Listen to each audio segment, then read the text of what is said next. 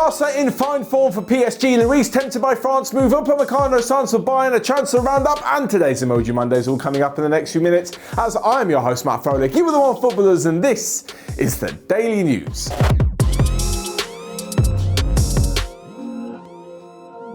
First up, Barcelona are hitting their stride. This week, of course, sees the return of the Champions League. Barcelona face off against PSG on Tuesday night, and they are really doing well at the moment, including, of course, Lionel Messi, but just not him. Antoine Griezmann has also been in great form, so is Frenkie de Jong, and at the weekend, along with Messi doing Messi bits in his 505th appearance for the club, equaling Xavi's record, there was also Trincao, who made his first start and bagged 2 brilliant goals, and honestly, Ronald Koeman's side are looking in some really good form. This to take into the game against PSG on Tuesday, in which, in all honesty, they haven't exactly been billed as favourites. Maybe for the game of the Nou Camp they can sneak a victory, but the tie overall, it looks like PSG were going to be favourites before the game. Having said that, like I mentioned, Barca doing well, and Neymar's injured for the first leg. Doesn't exactly bode well for Mauricio Pochettino's side.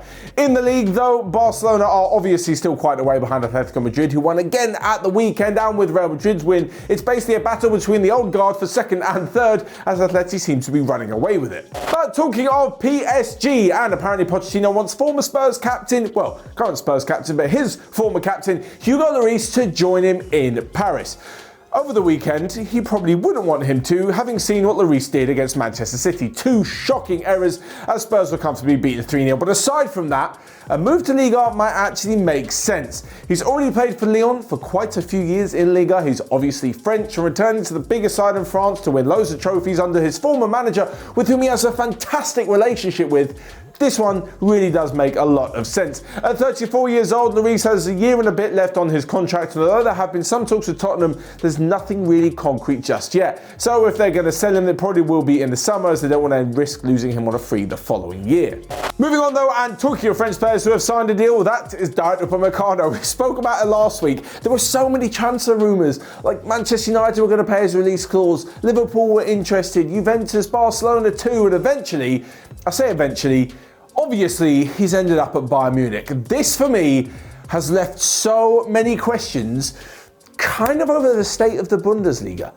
Like, don't get me wrong, I know that Bayern Munich didn't have to deal with Leipzig because they paid the €42.5 million release clause. But, having said that, how easy is it for Bayern to just poach all the best players, even from their rivals, and then just go on to dominate the league? Like, no wonder nobody's won it in the last 8 or 9 years.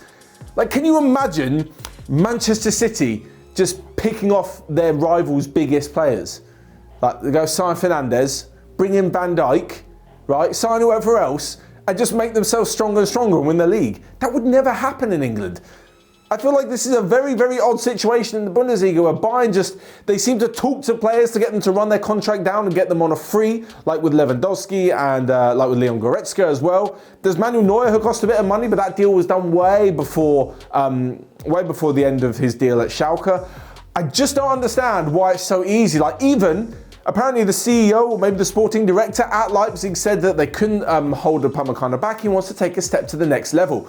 They're 4 points behind Bayern, and he's admitting that Bayern is the next step, the next level. What hope has anyone else got if you're just readily giving your players to the champions and admitting that they're above you?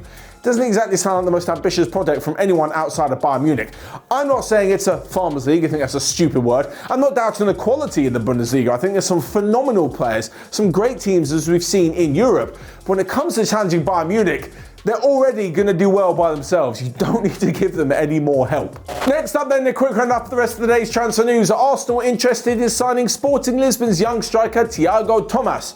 Although why they'd need to do that after Aubameyang's sensational performance of the weekend, I don't quite know. The agent of Lille defender Sven Botman has denied reports that his player has already agreed to sign for a Premier League team this summer. Robbie Brady is interesting, Celtic from Burnley. And lastly but not least, Daniel Sturridge, the former Chelsea, Liverpool and a few other teams striker, has been offered the chance to join the Premier League yet again, this time with Newcastle. So we come to your Friday Feels next, where you guys left your footballing predictions in the comments section on Friday's Daily News. season. Godwin Kabenge guessed that Leicester would beat Liverpool 3-1. Vinny Patel correctly guessed that Galatasaray would be 2-1 winners, and Matthew Dale suggested that Manchester United would drop points at West Brom. Okay then, moving on to Emoji Mondays, lastly but not least, where we at OneFootball throw a couple of emojis down over some of the weekend's action. First up, best player. This is big this week. Unheard of, unprecedented. Not one best player, not two, but three.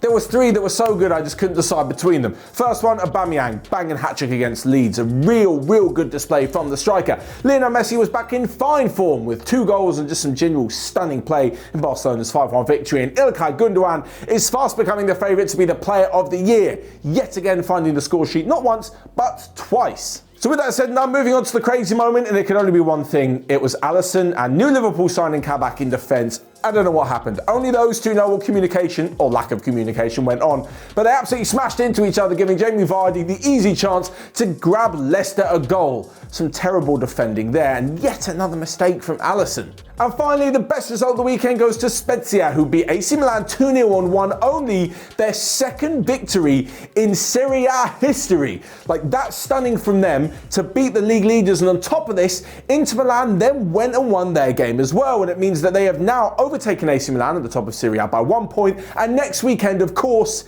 is the Milan derby. So there you have it, that is all from me for today. Let me know your Emoji Mondays down below. Check out everything else we've got going on OneFootball, and until next time, I will see you guys later.